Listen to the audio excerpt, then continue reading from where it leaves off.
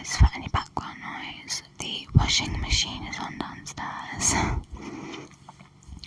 Okay, so this book is called The Riverbank and the Open Road. The mole had been working very hard all the morning, spring cleaning his little home. First with brooms, then with dusters, then on ladders with a brush and a pail of whitewash, till he had splashes of whitewash all over his black fur, an aching back, and weary arms. Spring was moving in the air above, and in the earth below and around him, penetrating even his dark and lowly little house with its spirit of divine discontent and longing. It was small wonder, then, that he suddenly flung down his brush on the floor, said "Brother," and hang spring cleaning, and bolted out of the house.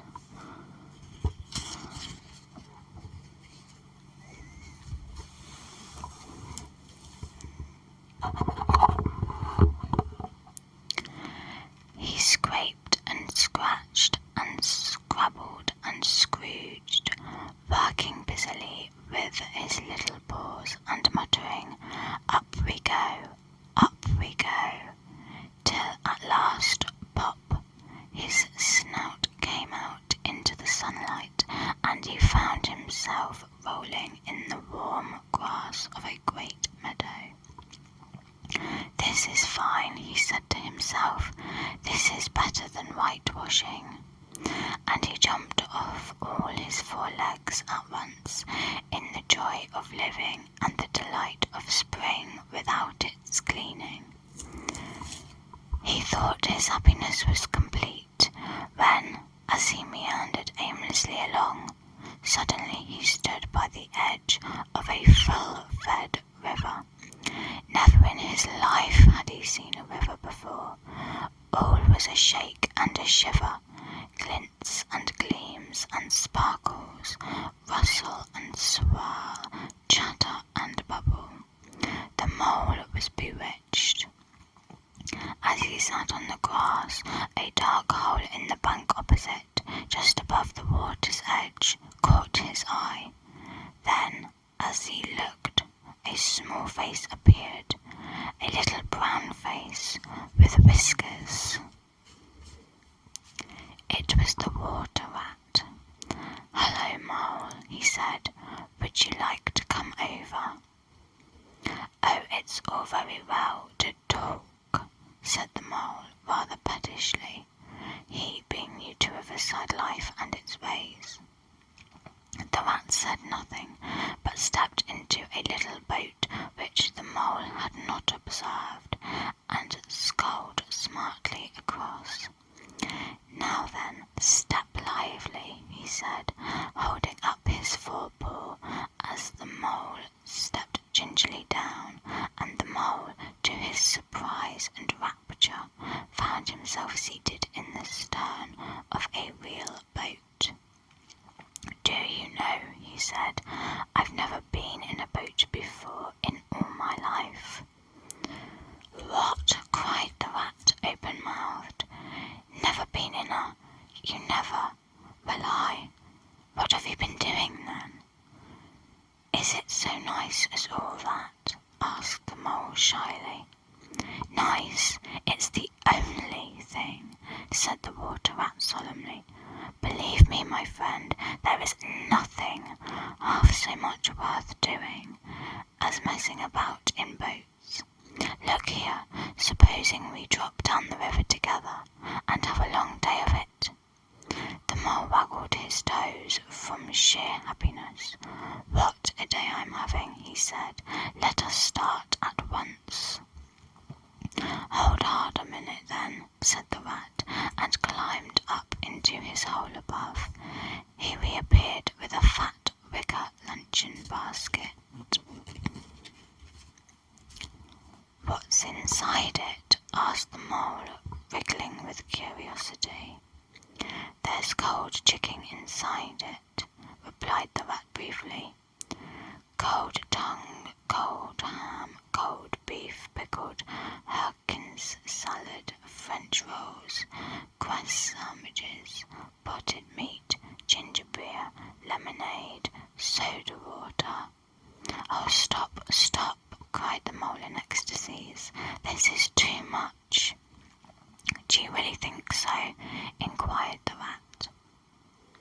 It's only what I always take on these little excursions. All this is so new to me, said the mole. Do you really live by the river? What a jolly life. By it, and with it, and on it, and in it, said the rat. It's brother and sister to me, and company, and food and drink. Lord, the times we've had together. Now then, here's our backwater, where we're going to lunch. It was so very beautiful that the mole could only hold up both forepaws and gasp, "Oh my, oh my, oh my!" The rat helped the mole safely ashore and swung out the luncheon basket. The mole begged to be allowed to unpack it all by himself, and the rat was very pleased to indulge him and to sprawl at full length on the grass and rest. When all was ready, the rat said, "Now pitch in, old fellow," and the mole was very glad to, for he had started his spring cleaning at a very early hour that morning, as people will do, and had not paused for bite or sup. "What are you looking at?" said the rat presently, when the edge of their hunger was somewhat dulled. "I am looking," said the mole, "at a streak of bubbles that I see travelling along the surface of the water." "Bubbles? Oh ho!" said the rat in an inviting sort of way.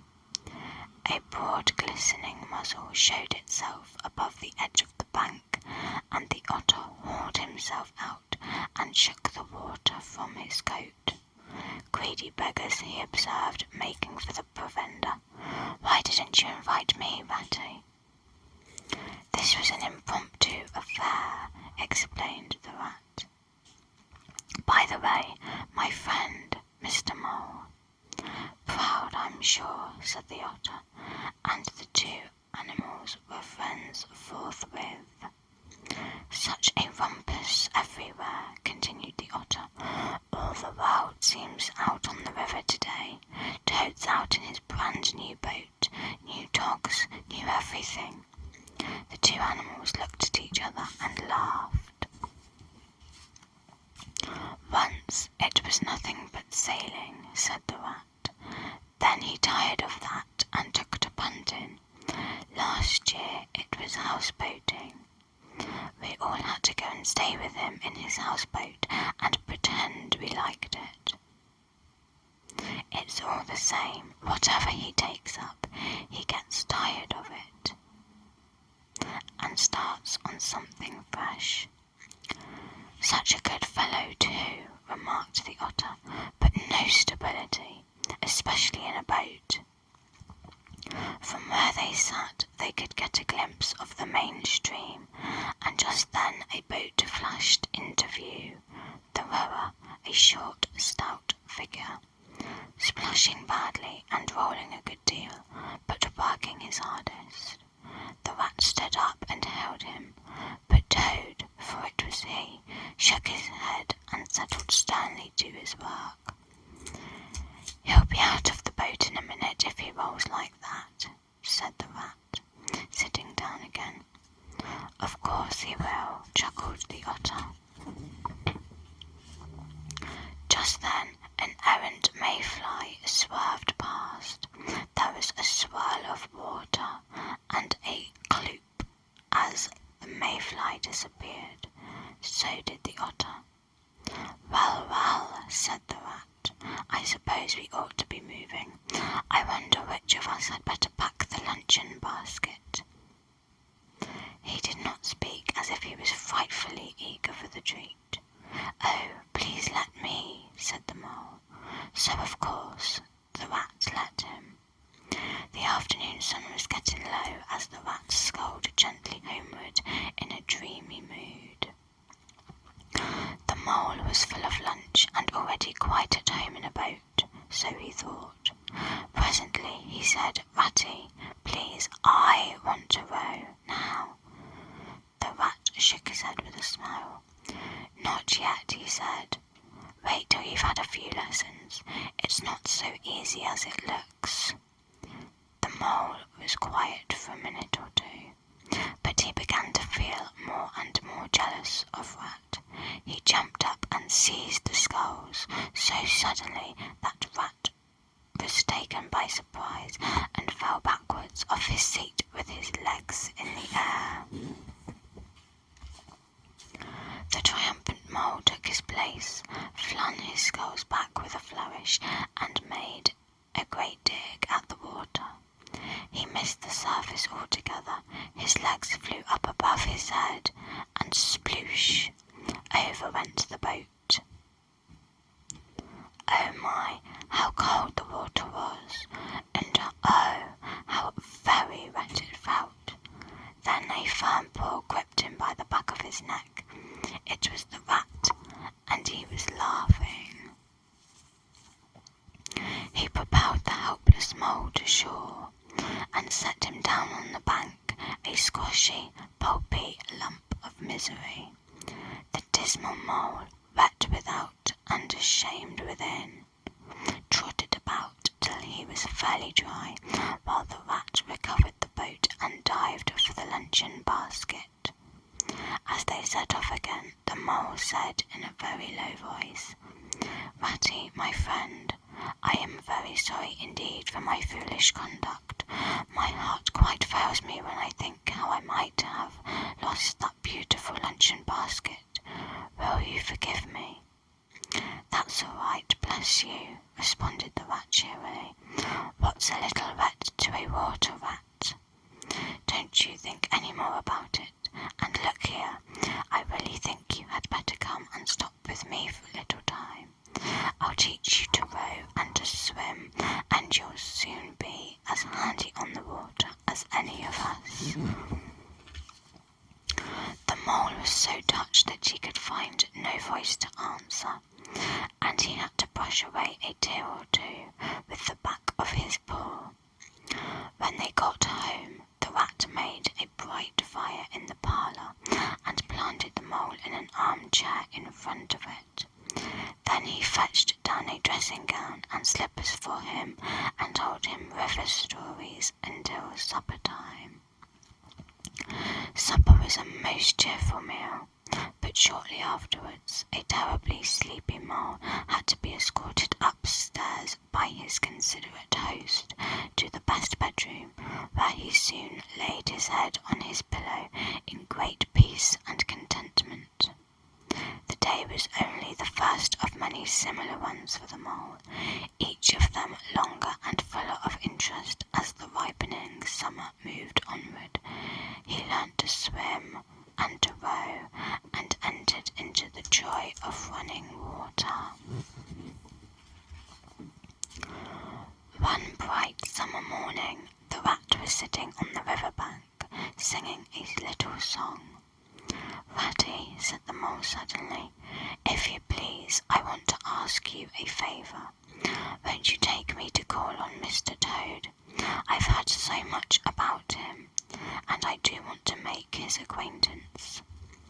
"Why, certainly," said the good-natured Rat. "Get the boat out and we'll paddle up there at once." It's never the wrong time to call on Toad. Early or late, he's always glad to see you. "He must be a very nice animal," observed the Mole. "He is indeed the best of animals," replied Rat. "So good-natured and affectionate. Perhaps he's not very clever. We can't all be geniuses, and it may be that he is both boastful and conceited, but he has got some great qualities, has Toady." Rounding a bend in the river, they came in sight of a handsome, dignified old house, with well-kept lawns reaching down to the water's edge. "There's Toad Hall," said the Rat. "Toad is rather rich, you know, and this is really one of the nicest houses in these parts, though we never admit as much to Toad."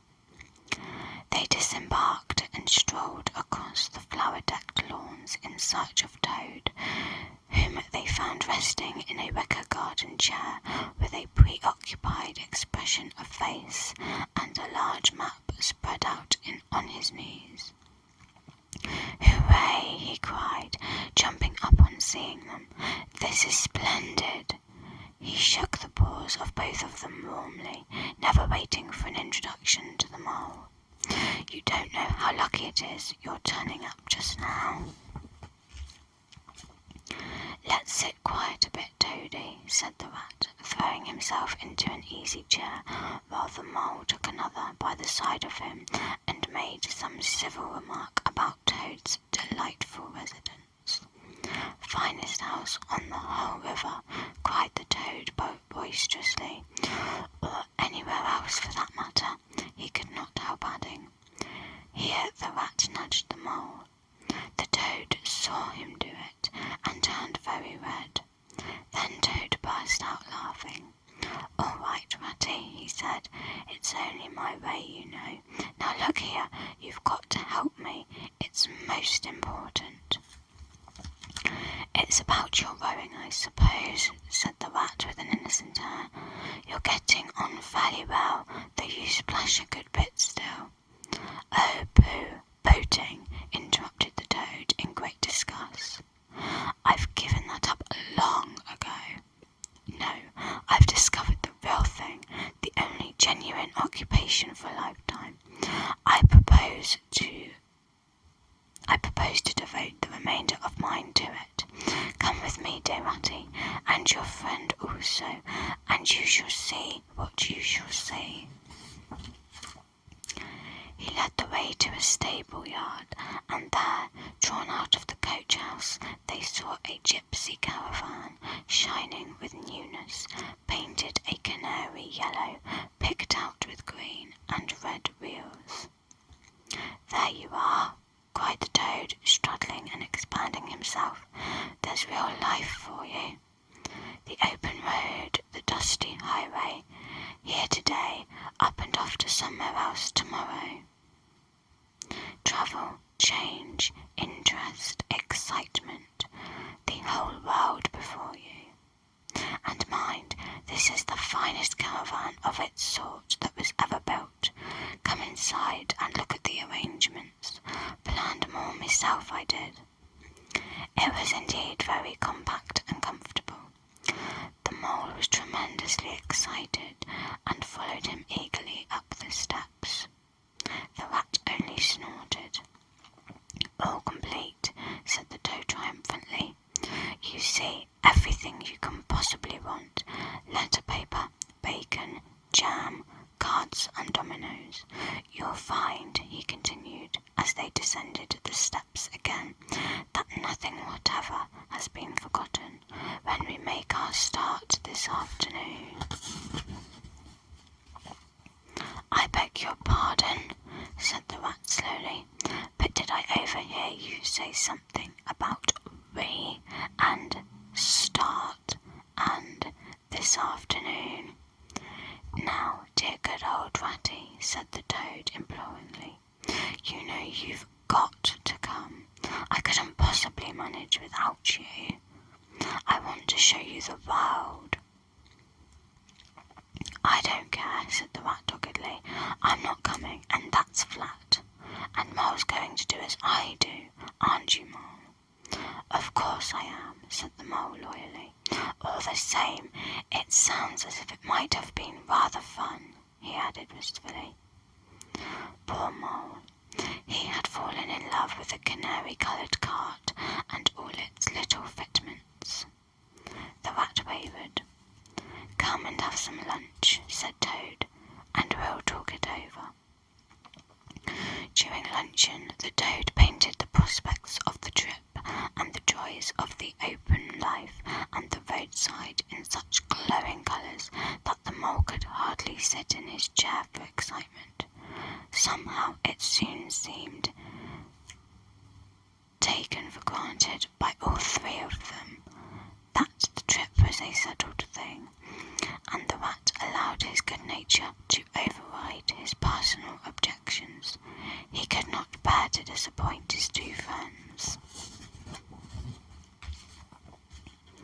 When they were quite ready, the now triumphant Toad led his companions to the paddock and set them to capture the old grey horse who had been told off by Toad for the dustiest job in this dusty expedition. He frankly preferred the paddock and took a deal of catching. At last the horse was caught and harnessed, and they set off, all talking at once. It was a golden afternoon. Good-natured wayfarers stopped to say nice things about their beautiful cart, and rabbits held up their forepaws and said, "Oh my, oh my, oh my." Late in the evening, tired and happy and miles from home, they drew up on a remote common and ate their simple supper sitting on the grass by the side of the cart. After so much open air and excitement, the Toad slept very soundly, and no amount of shaking could rouse him out of bed next morning. So the Mole and Rat turned to, and the hard work had all been done by the time Toad appeared on the scene, remarking what a pleasant, easy life it was they were all leading now. Their way lay across country by narrow lanes, and it was not till the afternoon that they came out on the high road. Their disaster sprang out on them. They were strolling along the high road when far behind them they heard a faint warning hum, like the drone of a distant bee. Glancing back, they saw a small cloud of dust advancing on them at incredible speed, while from out of the dust a faint poop-poop wailed.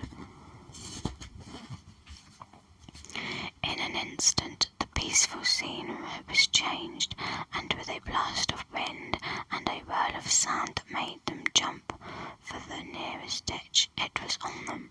The poop-poop rang in their ears, and the magnificent motor car possessed all earth and air for the fraction of a second, flung an enveloping cloud of dust that blinded and enwrapped them utterly, and then dwindled to a speck in the far distance. I'm so sorry if you can hear the background noise. The old grey horse, dreaming as he plodded along of his quiet paddock, reared and plunged and drove the cart backwards towards the deep ditch at the side of the road. There was a heart-rending crash, and the canary-coloured cart, their pride and their joy, lay on its side in the ditch, an irredeemable wreck. The rat danced up and down in the road. "You villains," he shouted, shaking both fists. "You road hogs, I'll have the law on you." Toad sat down in the middle of the dusty road, his legs stretched out before him, and stared in the direction of the disappearing motor car. His face wore a placid, satisfied expression, and at intervals he faintly murmured, "Poop, poop." The Mole went to look at the cart on its side in the ditch. It was indeed a sorry sight.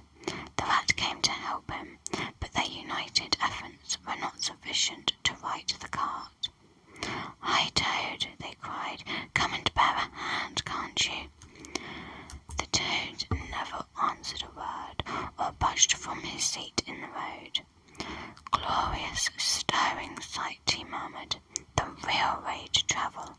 Oh bliss, oh poop poop, oh my, oh my. And to think I never knew. But now, what dust clouds shall spring up behind me as I speak.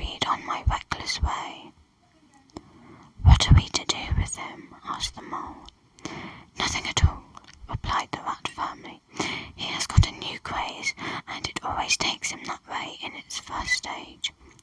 "Come on," he said grimly. "It's 5 or 6 miles to the nearest town, and we shall just have to walk it." "Now look here, Toad, you'll have to go straight to the police station and lodge a complaint, and then arrange for the cart to be mended." "Police station, complaint," murmured Toad dreamily. "Me complain of that beautiful, that heavenly vision. Mend the cart! I've done with carts forever. I never want to see the cart or to hear of it again." The Rat turned from him in despair. "He's quite hopeless," he said to the Mole. On reaching the town, they eventually went straight to the railway station. Eventually, a slow train landed them at a station not far from Toad Hall. They escorted the spellbound, sleepwalking Toad to his door and put him to bed. Then they got out their boat and sculled down the river home.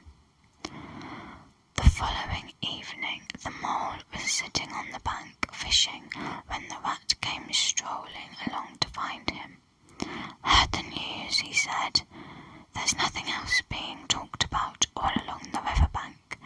Toad went up to town by an early train this morning, and he has ordered a large and very expensive motor car."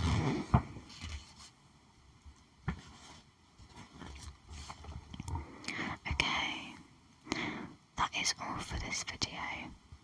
I hope that you enjoyed, and I shall see